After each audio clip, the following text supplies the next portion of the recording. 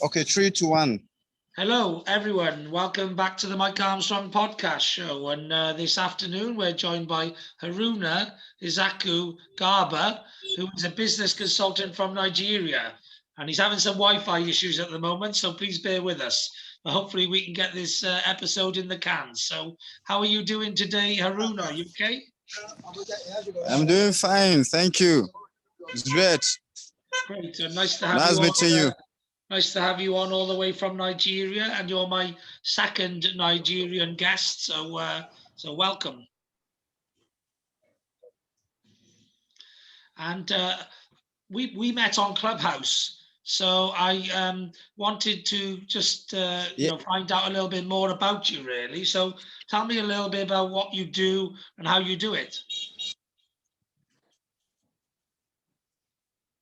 Thank you so much for the opportunity. I am Haruna from Nigeria, and I am NBDSP, that is a National Business Developer Service Provider.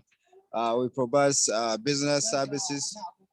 We provide consultancy services to businesses and to startups.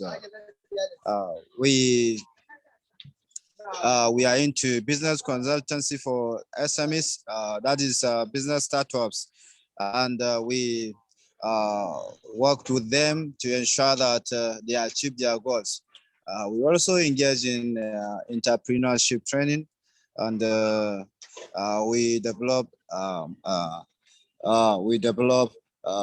marketing strategy, business plans, um, operational models, reviving, closed down businesses and closed down manufacturing companies, and lots more. We also engage in marketing. We do market products and businesses in Nigeria and beyond. So one of the challenge of SMEs is market. So we have, when we consulted them or when they consulted us after delivering our services, and we give them access to market, from production to market. So actually, they are doing great, and we do everything within our reach to see that they are making a headway in their businesses. We also collaborate with other NGOs to achieve their goals, most especially in Nigeria. And we also let other people from the other side of the world to know the opportunities that are in Nigeria. Nigeria is blessed with so many people, and due to that, we have an advantage, for so many investment opportunities here. So actually, that is some of the things we do, and by God willing, we are making a headway. We are making an impact. Thank you so much. I'm done speaking. Brilliant, brilliant. And obviously, as I said earlier, we met on Clubhouse. So how have you found using Clubhouse? Has it been good for you? Yeah, I found Clubhouse as a social media age to pitch out what you do, to meet great people of great mind, to meet people with different abilities, people with different capacities, people with different talents, experts. So Clubhouse is a wonderful place to be, and that is where we met. So, and we began to, relate, we began to relate, and we began to chat. So actually, I found Clubhouse very interesting and very educating. I used to hold meetings and upon meetings in Clubhouse. And Clubhouse give you the opportunity to, say what you do, relate with different people at different time, from different location and from different nation, irrespective of your color of skin, irrespective of your continent, irrespective of irrespective of your background. So actually, Clubhouse is a wonderful place to be, and I would love everyone to join it, to enjoy the dividend, that is in the clubhouse. It's an opportunity to add to the knowledge you have, because you'll be listening to experts, you'll be listening to professionals in whatever field you are. So clubhouse is a nice place to be. Thank you. Yeah, yeah, I really enjoy it. I'm on it all the time, and obviously, we met in my Screw the Big Rooms 24/7 bar, and I love helping businesses as well, startups and all that sort of stuff as well. So, tell me a little bit about how you ended up getting into being a business consultant. What did you used to do in the past? What's your experience, and how did that end up turning you into a business consultant? Thank you. This is a great question, and this is a motivation question. Actually, from the beginning, when I started working with an estate company, estate consulting company. So actually, from there, I began to develop the expertise for consultancy. And one of the boss that I work with, he's the head of the estate firm. He's very intelligent, very brilliant. So actually, my life and my mindset was shaped due to, or is one of the person that shaped my mindset for business, and that shaped my mindset for consultancy. Most of the cases, he sent me to meet clients. We discuss with clients. We agree on business terms and whatsoever. So, and due to that, he has given me room to express myself. He has given me room, to contribute my quota towards the development and the expansion of the company. So that gave me a mindset of consultancy. And again, there are some times while we are working together, my boss was a bookworm. He reads a lot. He reads in his field and he reads beyond. So actually, I marry books. I get books related to businesses, related to customers, related to clients. So I read so many books on self-development, and that's the beginning of my interest in consultancy. Then after like 2 years, I left the company, and I joined a company that are into marketing and sales. So actually, in that company, I was the sales rep in that particular company. So every morning we do have meetings on how we can strategize, on how we can improve in our sales, how we can drive volume sales, how we can interact with customers, how we can win, in every business discussion. So I learned a lot in that company too, because we were surrounded with experts in marketing, experts in business acumen. So actually, I learned a lot, and I up to now I do learn from them. So after that one, that one gave me opportunity to market. So because of that, exposure, I get to know people in the market. So I develop relationship with people in the market, with distributors, with dealers in the market. So that one gave me an exposure, and I developed my relationship with the market. So that is that.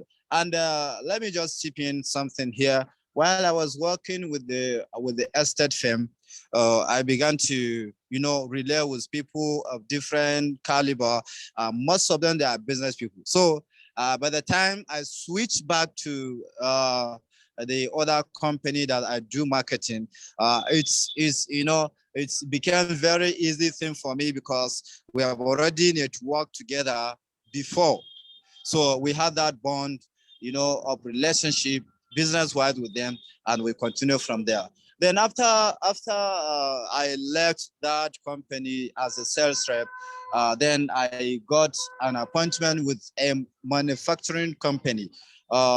This manufacturing company, we produce black soil, we produce shea butter, we produce jelly, we produce laundry soap. So when I get to the company, due to my experience in the market, I began to develop strategies on how to reach market, develop strategy on the production process. I sometimes I do sacrifice. I make sure that all things are done, no matter the time that I will spend there. So I make sure that things are done properly, things are done in the way they're supposed to be, things are done in respect to market demand. That was before I reached the company. There are some products that they are manufacturing which they don't have market value, or they are not sellable in the market very well. So when I reached the company, I studied the market terrain. I went, I went and bought samples from different companies. So when I bought those samples, I presented them to my boss. I told them that this is what we should do. This is the trending in the market, because if we keep on dwelling in the past, dwelling in the old way of doing things, we may be left behind. So my boss buy into that idea, and we began to develop the product, and we begin to supply. So actually I told you that I don't have issues with market, so I already had good relationship with the market. So as we produce, I know the right people, I know the right dealers, I know the right customers to supply to, and we have our money back. So that's how we keep on progressing, we keep on moving, to the point that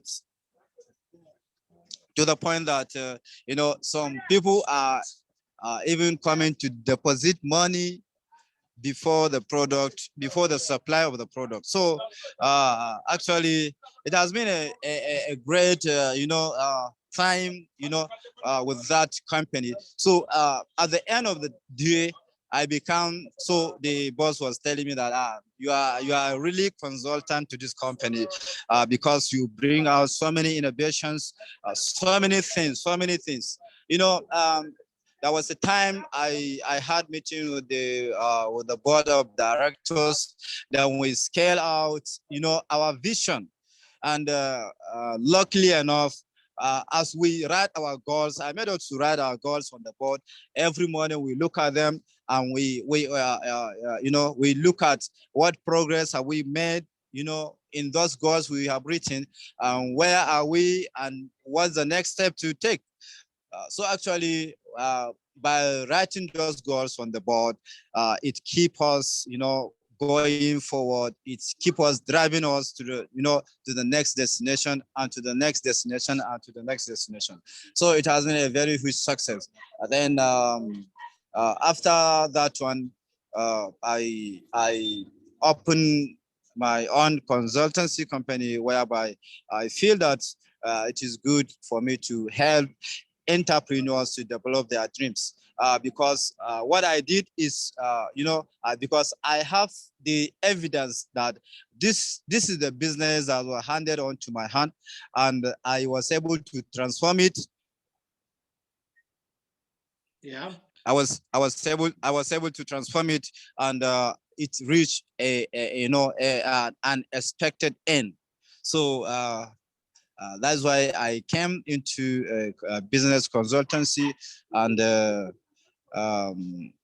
we are doing our best to see that entrepreneurs are well established.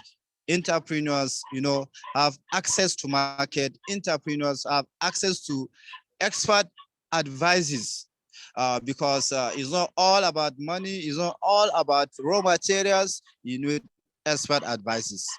Yeah, definitely. And obviously you do stuff internationally now as well, but I guess you started off in Nigeria. What are some of the trends and problems that businesses have in Nigeria getting going and starting up, and what are the things you can help them and do for them to help them overcome those problems? Yeah, we are. There are some challenges with business people or the startup in Nigeria, and one of the startup, challenge with one of the startup challenges that access to market, and because there are so many startups, they don't know how to go about the marketing strategy. They don't know how to go about the penetrating, how they can penetrate market, how they can move around with their products shamelessly.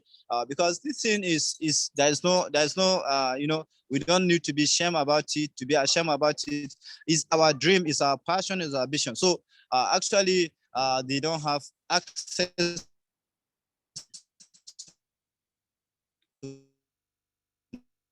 market, but anyone that on how they can reach out as many knowledge of their product. And another thing is small scales. They do, most especially those that are in the food sector or cosmetic sector. That's an issue with access to finance. So some of them, they have the dreams, they have the expertise, they have all it takes, but actually the finance is not there to fund the project. So that one keeps on, delaying their dream, delaying their vision, and they are not where they are expected to be. So that is that. So concerning that, the solution we propose to them, they can seek financial assistance from maybe relations, or maybe from their from their savings, or maybe from banks. But actually, there's an issue we had here. It's not every time you get access to finance through banks. So that is that. And another challenge with the SMEs is the experts. Actually, we have limited experts that can stand up and coach, the startups rightly. Let me share this experience with you. When I joined that production company, the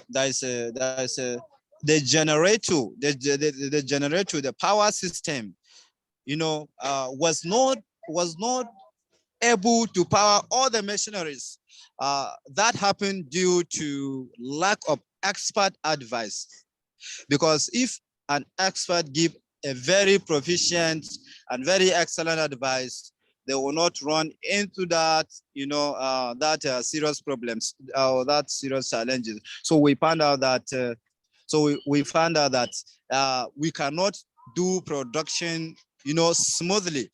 So we can do production maybe one step.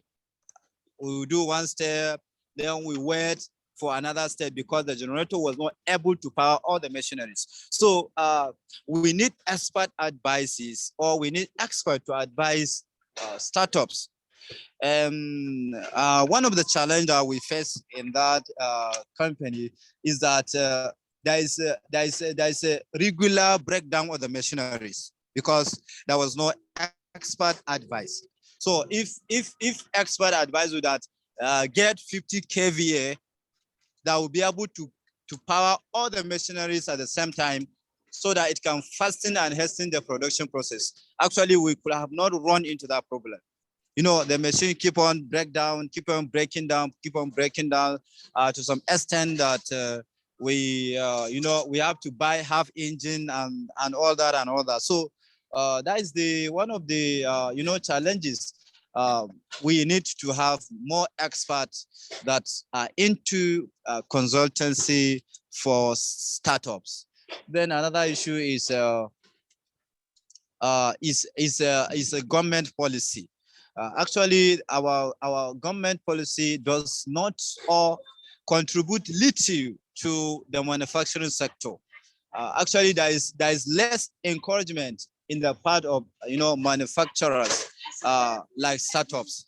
There is no any direct policy that guides and provide power, that provide access to finance, that provide access to markets as a policy or as a country or as a state. So those policies are not there on ground, and that's why some startups are really suffering from one challenge or the other. But actually, we are looking for some interventions so that startups can have access to finance, can have access to market, can have access to expert advices. Then we are looking forward to a time whereby our government, our country will put a policy that will support startup operations. Because if you look at China, sorry to bring this into consideration, there are some policies that propel the economy of China. So there are some policies that have been set up. So if there is, no matter how buoyant your economy is, actually, if there is no policy that will support SMEs, that will support production, because manufacturers are the backbone of economic growth. If there is no support, or if there is no policy that will enhance their growth, actually, they will get stuck up somewhere. So these are some of the issues or challenges of the startups. And another thing is that certification from national body like NAFDAC number. You must acquire NAFDAC number as a startup, most especially those in food sector. So it's very challenging. Maybe you request for NAFDAC number and it will take a month, it will take years before you get it.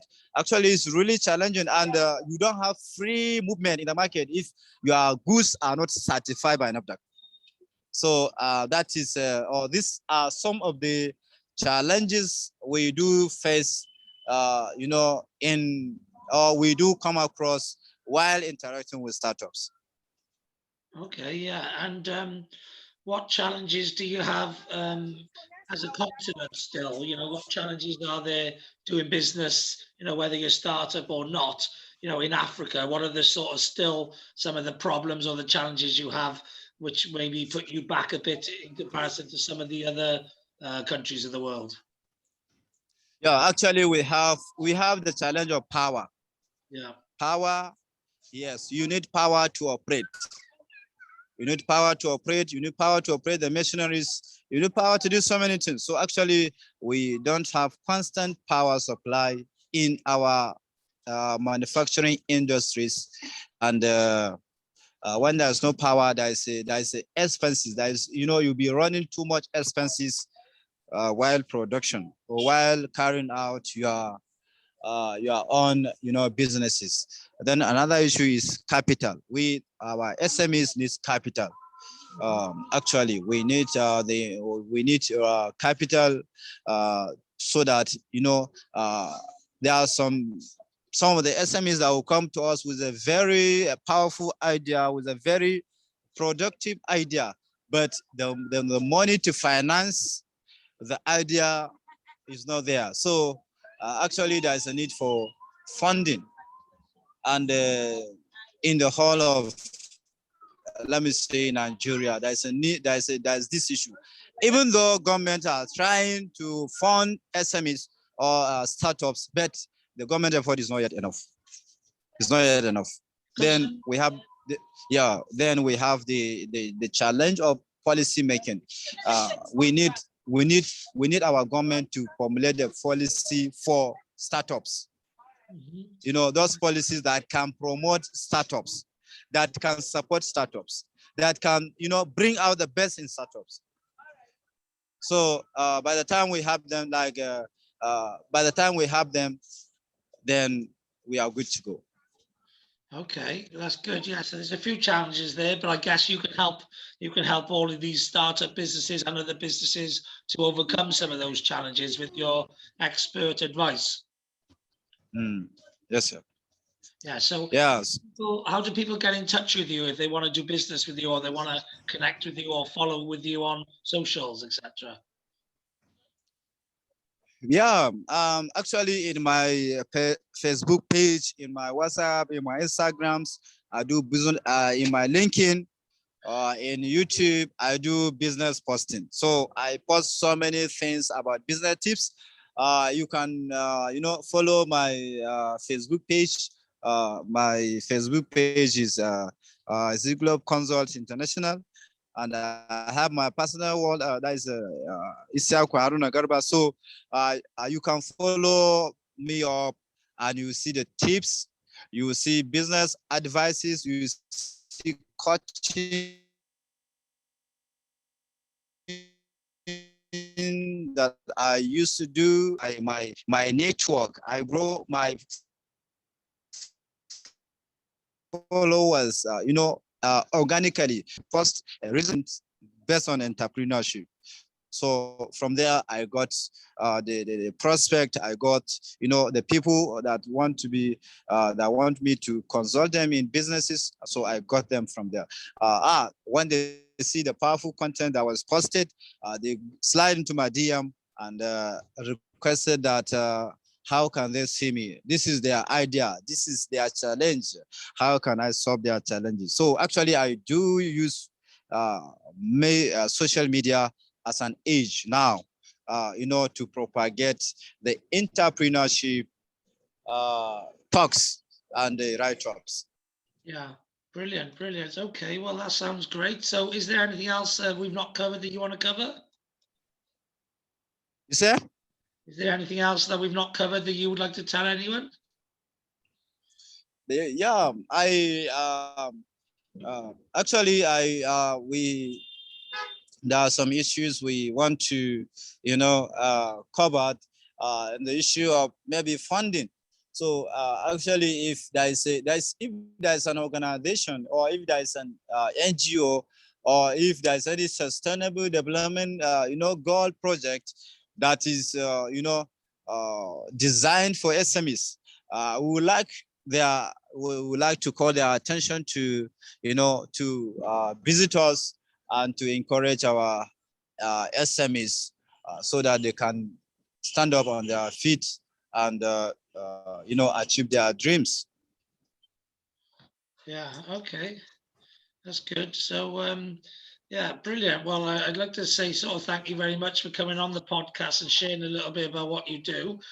Because you've had a bit of temperamental Wi-Fi and that, I won't do my usual length ones. We'll keep it short. You covered everything that you do. So, rather than us risk it and, maybe get a big pause or whatever, I think, that'll be a good episode. We covered everything you do. You got your contact details in, and perhaps we can get you on again another time when the Wi-Fi is a bit more stable.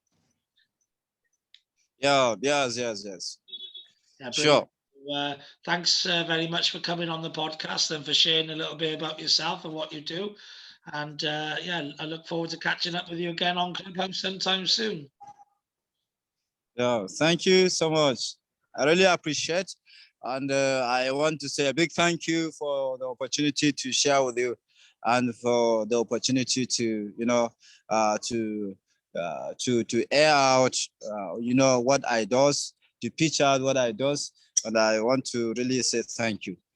Brilliant, brilliant. And if you follow me on Facebook and LinkedIn and tag me in, then I can share some of your advisory posts to my community then as well. Okay.